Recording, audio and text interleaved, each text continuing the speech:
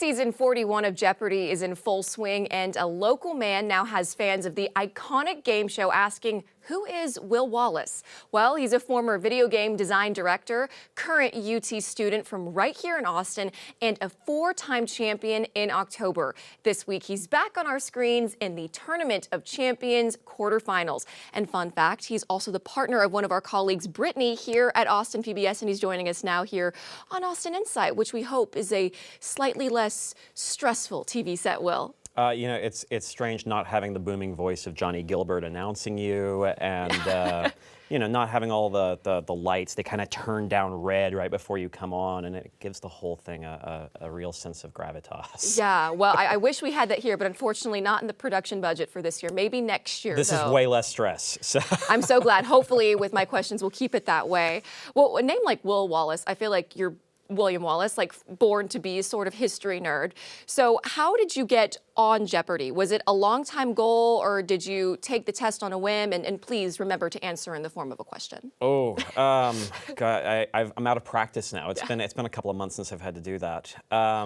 I used to watch the show growing up after school. So in the 90s, in the Alex Trebek days, I'd watch when I came home because it was on at 5 o'clock, like right after you get home from school. And, the child of parents who are avid readers and who love knowledge. And so it was always kind of a household thing. My grandmother had all the copies of the home game from the 80s with the plastic boards and the little slide-in questions. So I actually tried out for the show back in maybe 2002 or 2003 in high school or college, and that was back when they actually did like a touring thing where you had to wait until it came to your city. Wow. I took the test, passed the test, they didn't have me on the show, and I kind of forgot about it for 20 years.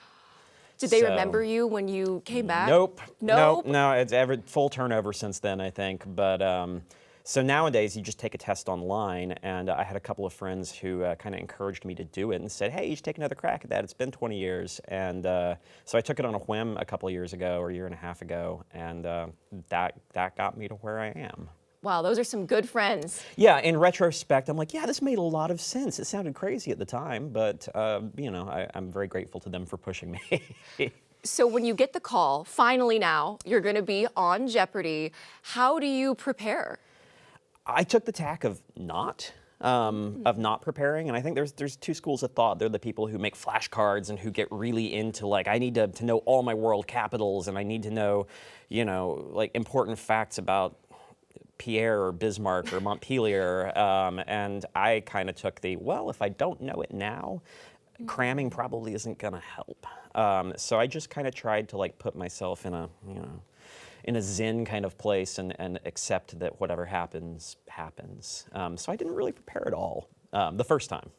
Well, clearly, though, it's worked for you thus far. So whatever you're doing, keep doing it. It's working. The only thing that I changed for the tournament was I found that the first time around, my buzzer skills were actually the weak link. So I bought a practice buzzer. I bought a buzzer from people who make, quiz show devices, and had a little app at home, and got my time down. And I think it helped a lot in the quarterfinal game. That is amazing. That's dedication. I feel like there's an art form, because I see people struggling on the TV with the buzzer. Yep. And that can really make or break you. Oh yeah, there's a whole book. An ex-champion wrote a whole book called Secrets of the Buzzer that's supposed to unlock, how to be your best buzzer. And I didn't find the book helped that much, but I did find that the practice buzzer helped a lot. That is amazing. And all that being said, I'm sure there's a lot of nerves on the stage. We're talking about this. They film all the games in quick succession, one after the other. So how do you manage the nerves and all the games, and also, like we talked about, the buzzing? How do you manage all of that on the Alex Trebek stage? My first game, the answer is badly.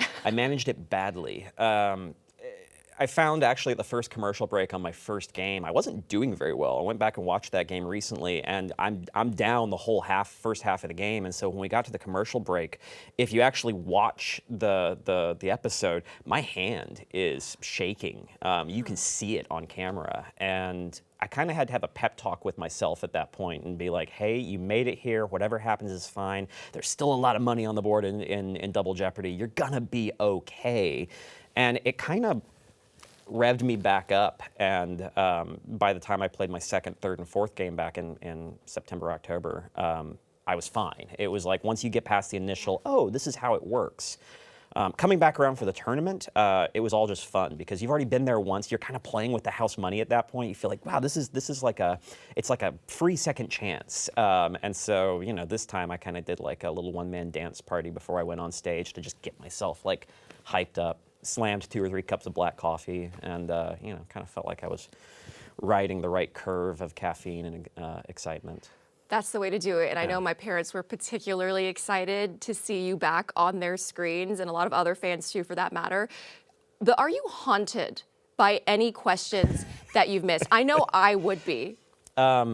Two moments from the original run that hurt. One was in my last game, the one that I lost a daily double on the phrase terra incognita, which Of course, everyone knows that phrase. I answered terra incognito, which is bad Latin. I took 7 years of Latin as a middle schooler and a high schooler, and so I could feel, sort of like Jedi, you know, Sixth Sense, I could feel my Latin teacher having a heart attack somewhere as I got that wrong and lost a bunch of money on it. So that one hurt. I also mispronounced the word Weimaraner, the breed of dog. I said Weimaraner and was ruled incorrect, which I had a number of friends who, you know, when I got home, they didn't want to talk about like the money, they didn't want to talk about the experience. They just, you know, came home and like, how you doing? And they're like, you got robbed. So Yeah, it's like watching a referee in your favorite football game. Like, how could you make that call? They're so particular randomly. Oh, it was fun because, you know, for every one of my friends that kind of got upset about it, I told them, look, just go make a donation to Austin Pets Alive or to like one of your local rescue charity and make it in the name of Weimaraners everywhere. And make sure that you specify the wrong pronunciation when you do that. And so, you know, hopefully it sent a few dollars their way. You're turning a mistake into paying it forward. Yeah, that was the intent, was like channel this anger. It's misplaced and I won anyway, so like. So can you recap for us how much money you've won so far through Jeopardy, and what are you going to do with your winnings? Oh, on my original run of games, including the consolation prize for losing my last game, I think I won about $82,000. Wow. Which after taxes is still, you know, a fair chunk of money. And I've actually recently left my career as a video game designer. I spent 24 years making video games professionally, mostly in Austin, and have gone back to school. So I dropped out of the University of Texas in 2003 to go make games, and have come back to study English literature and then hopefully go to law school afterwards. So a little second act to the career after years of mining pixels. Well, second act, best act. Do any of your classmates at UT, I know it's kind of the younger generation that might not necessarily be watching, but do they ever recognize you? That has not happened yet, and in fact, I actually had a professor who, when she asked, you know, if anyone had been doing anything interesting recently, I was like, well, I'm going to be on Jeopardy pretty soon, and she actually didn't know what it was. Didn't know what Jeopardy was? No. So what a sad state of things. I was actually in class when my quarterfinal game aired, so there's kind of this weird feeling of like, I was taping it at home, but you know, this like, ooh, I'm on TV right now, huh? That's interesting. If only your classmates knew. You know, it's probably better that they don't. You know, I'm taking Shakespeare and Irish literature, and there's really not a lot of room for Jeopardy in you know, in the discussion of these stories. Hey, you never know. You never know. But also, I feel like all the other kids in the class, they're going to be like, wow, you probably just know all this random trivia. You maybe even know more than the professors at some of them at this point. Shakespeare comes up a lot on Jeopardy, so taking the Shakespeare class, you know, is, I feel like some of this I know by proxy from having watched enough episodes. So. Well, trivia is like hot right now. Kind of like run clubs for the rest of us who aren't athletes. Trivia bowls and like, you know, pub night trivias are really in. Do you have any advice for Austinites who want to compete on Jeopardy just like you? That's a great question. I'm actually not a big trivia guy. I find that what helped me the most was just to be curious about everything. I read constantly, so most of what I know and used on Jeopardy I got from just reading and absorbing. But I think for anyone who wants to be on Jeopardy, take the test. Go take the Anytime test. It's on their website. You can just go take it. I did it, and it turned, I only took it the one time, and it turned into this whole crazy thing for me.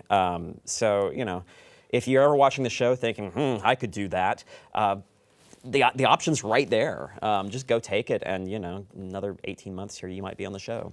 Okay. Note to self and note to my dad, who's like Jeopardy's #1 fan. We're gonna go and take the test.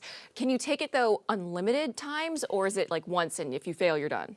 I think there is a limit. I don't know what that limit is, because I know there are some people who've taken it many times to try to get on the show, and so some people have taken it 5 or 6 times and then eventually gotten on. I got very lucky in taking it one time and making my way on. I think, like I said, I think there's a limit. I just don't know what it is. Gotcha. Well, hey, there's hope yet, at least for the rest of us. And I know all of us here at Austin PBS and Central Texas, we're going to be rooting for you in the Tournament of Champions. And we want to thank you so much for joining us today. Absolutely. Thank you so much for having me. It's been a pleasure. Thanks so much for watching. If you like this video, be sure to subscribe for more from Austin Insight. You can also watch full episodes of Austin Insight for free on the PBS app.